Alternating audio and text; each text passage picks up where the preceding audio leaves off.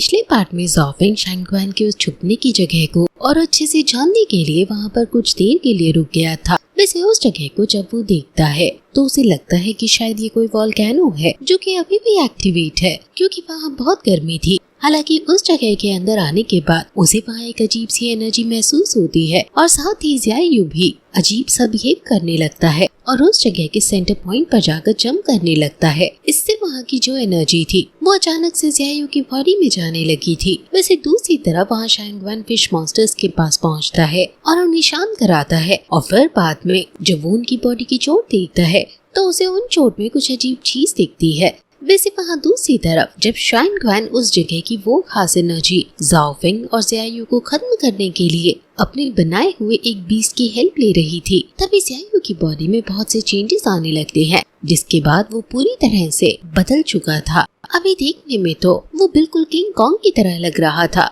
साथ ही इससे उसका साइज और उसकी पार भी बहुत ही ज्यादा बढ़ चुकी थी। तो बस पार्ट की शुरुआत में हम देखते हैं कि अभी ज़ियायु को बहुत गुस्सा आ रहा था क्योंकि उस बीस्ट ने ज़ाओफेंग पर हमला कर उसे इंजर्ड कर दिया है। अब इसी वजह से ज़ियायु आगे बढ़कर उस बीस्ट को रोकने लगता है और उसे वहाँ से दूर फेंक देता है। हालांकि वो बीस्ट भी कमजोर नहीं है, वो भी अभी ज़ियायु के हमले को रोकता जा रहा था और उस पर भी हमला कर रहा था। अभी दोनों की बार लगभग सेम ही थी, पर वो बीस्ट किसी तरह से ज़ियायु के हाथ पकड़ लेता है, जिससे ज़ियायु हमला नहीं कर पा रहा था। हालांकि इससे वो बीस्ट भी हमला नहीं कर पा रहा, लेकिन उस बीस्ट की बॉडी पर आग लगी हुई थी, जिस वजह से ज़ियायु को बहुत दर्द सहना पड़ता है। पर फिर देखते हुए ज़ाओफेंग तुरंत ही अपनी बची हुई पार का यूज कर जमीन से बहुत सारे स्पाइक्स निकालता है और उस बीस्ट को उनमें फंसा लेता है। ऐसा करने से ज़ियायु आजाद हो गया था और अब उस बीस्ट के कैद होने का फायदा उठाते हुए ज़ियायु आगे बढ़ता है और उस बीस्ट पर हमला करता है। यहाँ उसने एक बार फिर उस बीस्ट को वहाँ से दूर फेंक दिया था, लेकिन वो बीस्ट अभी तक हारा नहीं था। हम देखते हैं कि अब यहाँ ज़ाओफेंग ज़ियायु के पास आता है और उसके ऊपर चढ़कर उसकी और अपनी पार को कंबाइन कर लेता है। इससे ज़ियायु के पास एनर्जी से बने हुए बहुत सारे हाथ आ गए थे, जिनसे अब उस बीस्ट को हरा पाना और ज्यादा आसान हो चुका था। वो दोनों अपनी पार की मदद से उसे हरा देते हैं, लेकिन ज़ाओफेंग जानता था कि अभी तक उसके आसपास का वो फॉर्मेशन डिस्ट्रॉय नहीं हुआ है और जब तक वो यहाँ पर बना है तब तक इस बीस्ट को खत्म कर पाना नामुमकिन है, क्योंकि ये बीस्ट उसी फॉर्मेशन की पार से बना है। लेकिन अब वो ज़ियायु का साथ और नहीं दे सकता था, क्योंकि उसे इतनी एनर्जी देने के कारण अब ज़ाओफेंग को अजीब फील होने लगा था। साथ ही उसके मुंह से फिर से खून निकलने लगता है और वो वहाँ से दूर हटके नीचे बैठ जाता है। हम देखते हैं कि वहाँ दूसरी तरफ वो बीस्ट फिर से उठ गया था और हमला करने वाला था, इसलिए ज़ियायु उससे लड़ने लगता है। वैसे इस तरफ यहाँ ज़ाओफेंग फिर से ज़ियायु की मदद करने की कोशिश करे, उसके पहले ही उसकी वो अजीब सी फीलिंग बढ़ जाती है और उसके साथ साथ उसके सर में भी बहुत तेज दर्द होने लगता है। हम देखते हैं कि ये सब अभी उसी मिस्टीरियस पार की वजह से हो रहा था, जिस पार ने इस फॉर्मेशन को क्रिएट किया है। अभी उस पार का बना हुआ वो बीस्ट ज़ाओफेंग को नहीं रोक पा रहा था, इस वजह से वो पार खुद यहाँ ज़ाओफेंग से लड़ने के लिए अपने स्पिरिचुअल फॉर्म में आती है। वैसे ये सब सिर्फ एक खास फॉरबिडन स्पेल का हिस्सा है, पर अब हम देखते हैं कि वो स्पिरिचुअल बॉडी यहाँ ज़ाओफेंग के पीछे थी और अभी उसकी पार की वजह से ज़ाओफेंग की सोल किसी अजीब सी जगह पहुंच चुकी थी। वैसे यहाँ ज़ाओफेंग अपने सामने उसी मॉन्क को देखता है जिससे ये पूरी कहानी शुरू हुई है। हालांकि अभी वो मॉन्क बहुत गुस्से में था और अब जब वो मॉन्क ज़ाओफेंग को देखता है तो वो ज़ाओफेंग से कहने लगता है कि तुम्हारी मेरे सामने खड़े होने की हिम्मत कैसे हुई, और फिर वो तुरंत अपनी एनर्जी से ज़ाओफेंग को घुटनों के बल ले आता है और कहता है कि तुम मुझे मास्टर कहकर बुलाओ। हालांकि ज़ाओफेंग को उसे देखकर बहुत गुस्सा आ रहा था, लेकिन कोई मिस्टीरियस पार उसे खुद को कंट्रोल नहीं करने दे रही थी। साथ ही अब ज़ाओफेंग को वो सब याद आता है जो कि उसकी फैमिली और उसके लोगों के साथ हुआ था। वो याद करता है कि वो सभी किस तरह से मारे गए थे, लेकिन अब जैसे ही उसे ऐसा याद आता है तो अचानक से वो उसी पानी के अंदर गिरने लगता है जिस पर इतनी देर से वो खड़ा हुआ था। और अब इसी चीज का फायदा उठाते हुए यहाँ बाहर वो स्पिरिचुअल बॉडी ज़ाओफेंग की बॉडी पर हमला करने वाली थी। हालांकि उसी दौरान ज़ाओफेंग को अपने सभी दोस्त याद आने लगते हैं। उसे हर कोई याद आ रहा था। वो याद करता है कि जब वो इन्हीं मेमोरी से दुखी था तब उन सभी लोगों ने हर वक्त करीब रहकर उसका साथ दिया। अब वो हर एक को याद करता है, जिसके बाद वो अब उस पानी से भी बाहर निकलने की कोशिश करने लगता है, क्योंकि फिर से उसके अंदर एक होप आ चुकी थी। वो जानता था कि अगर सब कुछ ठीक करना है तो ऐसा सिर्फ वही कर सकता है, लेकिन अब तभी पीछे से वो स्पिरिचुअल बॉडी हमला कर देती है। हालांकि जाओ फेंग सही वक्त पर वहाँ से हट जाता है और साथ ही अब जाओ फेंग वापस अपने सेंसेस में भी आ चुका था। वैसे इसके बाद वो स्पिरिचुअल बॉडी अपने पार को बढ़ा देती है, जिससे जाओ फेंग को फिर से वही सेम चीज महसूस करनी पड़ रही थी और जाओ फेंग को फिर से सर में दर्द होने लगा था। हालांकि इस बार वो अपनी जगह से नहीं हिलता और उस दर्द को सहन करने की कोशिश करता है। अब तभी हम देखते हैं कि वो स्पिरिचुअल बॉडी जाओ फेंग पर फिर से हमला करती है,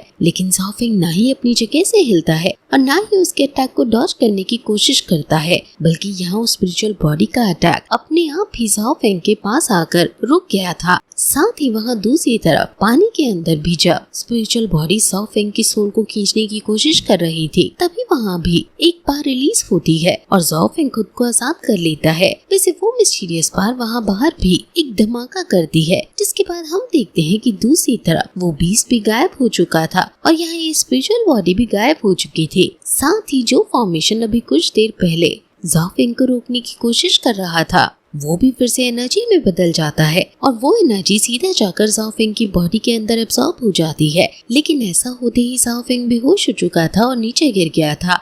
वैसे अब इसके बाद यहाँ से सीन चेंज होता है और हम वहाँ शैंगवान को देखते हैं, जो अभी सभी फिश मॉन्स्टर्स की चोटों को ध्यान से देख रहा था। उसे पता चलता है कि इनकी बॉडी पर तलवार के भी निशान हैं, लेकिन फिश मॉन्स्टर्स की बॉडी इतनी हार्ड होती है कि उन्हें तलवार से कुछ नहीं होता। अभी शैंगवान जानता था कि जो भी कोई यहाँ पर आया है वो छुपने की कोशिश करेगा और छुपने के लिए भेस बदलने से अच्छी चीज कोई नहीं होती, और कोई भेस बदलेगा तो वो इन्हीं के बीच रहना चाहेगा जिससे उसे इन्फॉर्मेशन मिल सके। इसलिए उसे शक था कि वो यही कहीं है और इनके बीच छिपा हुआ है। अब इसलिए वो अपनी एनर्जी से उस जगह को कवर कर लेता है और सबसे पहले लू शेन से कहता है कि वो वहाँ जाकर सिटी में देखे कि वहाँ पर सब कुछ ठीक है कि नहीं, और इसके बाद ली को वो अपने पास बुलाता है और कहता है कि यहाँ सभी को चेक करो और पता करो कि ऐसा तो नहीं जिसने भेस बदल रखा हो। अब ली बात मानकर तुरंत अपने उस साथी के पास चला जाता है और उससे कहता है कि हमें मिलकर ये काम करना होगा। इसके बाद अब वो दोनों सभी को चेक करते हैं, जिसके बाद में ली वापस से शैंगवान के पास आता है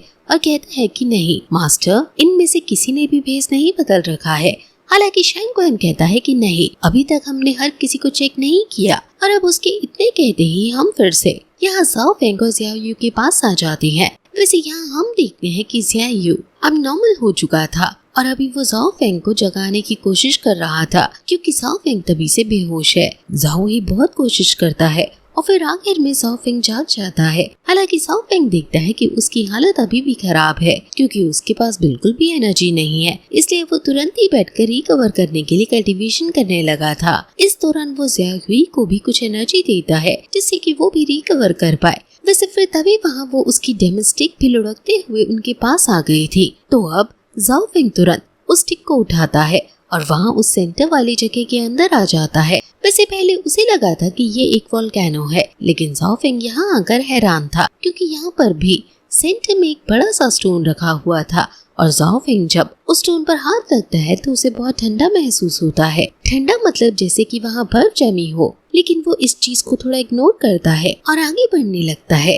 अभी वहाँ दीवार पर कई तरह की पेंटिंग बनी हुई थी, जहाँ पर वो कुछ डेड बॉडीज को देखता है और सोचता है कि शायद ये वो फायर टेक्निक है जो कि वहाँ ऊपर अप्लाई की गई थी, इसलिए वो उसे इग्नोर कर रहा था और आगे बढ़ता जा रहा था। लेकिन तभी उसे कुछ अजीब दिखता है और उसे पहले उम्मीद नहीं थी कि जिस चीज के लिए वो यहाँ पर आया है वो सच में उसे मिल जाएगी। लेकिन जब वो आगे बढ़कर थोड़ा और गौर से देखता है तो उसे पता चलता है कि ये तो रीइंकार्नेशन की टेक्निक है। इसे रीइंकार्नेशन कहे या रिवाइवल कहे, बात एक ही होगी। जाओ फेंग उस चीज को देखकर हैरान था। वो वहाँ उस जगह पर हाथ रखता है और उसकी एनर्जी को फील करता है। वो वहाँ की हर एक दीवार को ध्यान से देख रहा था और फिर ऐसा करने के बाद वो वापस पीछे से उस स्टोन के पास आ जाता है। वैसे जब वो स्टोन पर एक लॉकेट रखता है तो वहाँ पर एक और रास्ता ओपन हो चुका था। अभी जाओ फेंग कह रहा था कि हम बहुत दूर तक आ चुके हैं और यहाँ से वापस लौटना सही नहीं होगा, इसलिए हमें आगे भी देखना होगा कि आखिर यहाँ पर किस तरह के राज छुपे हुए हैं। और अब इसी के लिए वो तुरंत ही वहाँ उस जगह के अंदर चला जाता है।